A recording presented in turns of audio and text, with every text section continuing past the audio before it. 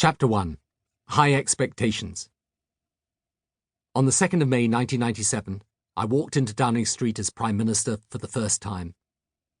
I had never held office, not even as the most junior of junior ministers. It was my first and only job in government. The election night of the 1st of May had passed in a riot of celebration, exhilaration, and expectation. History was not so much being made as jumping up and down and dancing. 18 years of Conservative government had ended. Labour, New Labour, had won by a landslide. It felt as if a fresh era was beginning.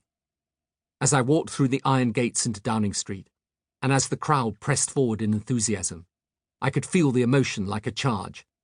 It ran not just through the crowd, but through the country.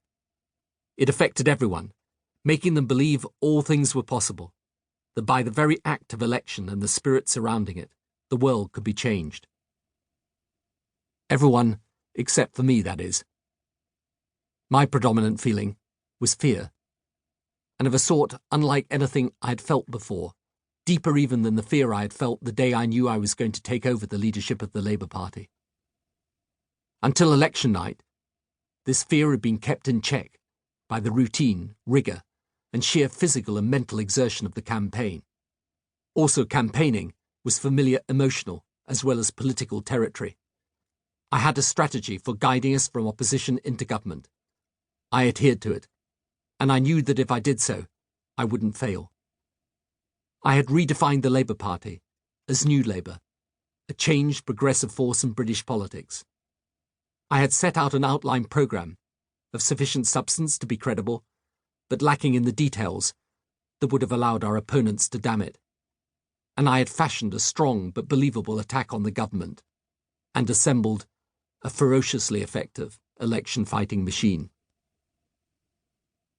In order to instill discipline into the party and even my close team, I was the eternal warrior against complacency. I regularly spoke about how big opinion poll leads could be lost, how the Tories should never be underestimated, how we had this problem and that challenge.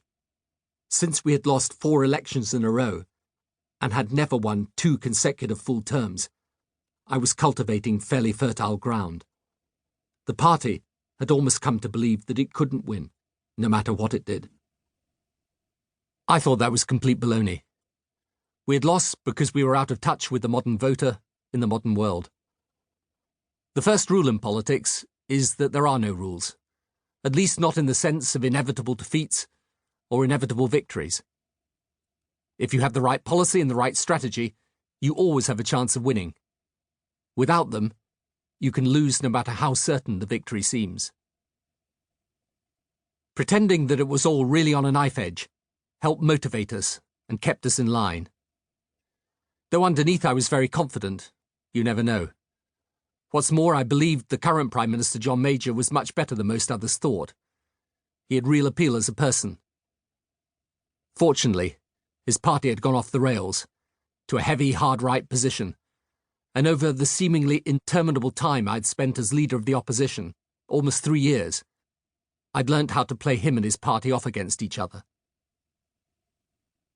Major had decided on a long campaign of 3 months. It was tough, of course, but it wasn't an uncharted landscape, and it fitted a pattern. The hope was that we would trip up, I would suddenly lose my head, by some trick of fate or fortune the mood of the public would switch. It was never really going to happen. Instead, and rather more predictably, the Tories fell apart. Every time Major tried to get them on the front foot, someone in his ranks resigned, said something stupid, got caught in a scandal, and frequently all 3 at once, and occasionally the same person. The election campaign was long, enervating, full of phony ups and downs, shock polls and startling happenings. But in the end, the result was obvious. The scale of the victory, however, was not clear. On the night of 1st of May, it became clear just how big.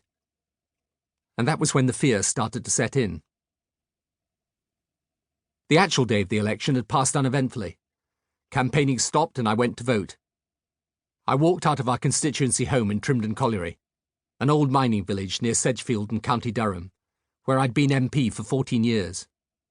I strode to the polling station with Shree and the children, the ideal family picture, while a horde of snappers took our photograph.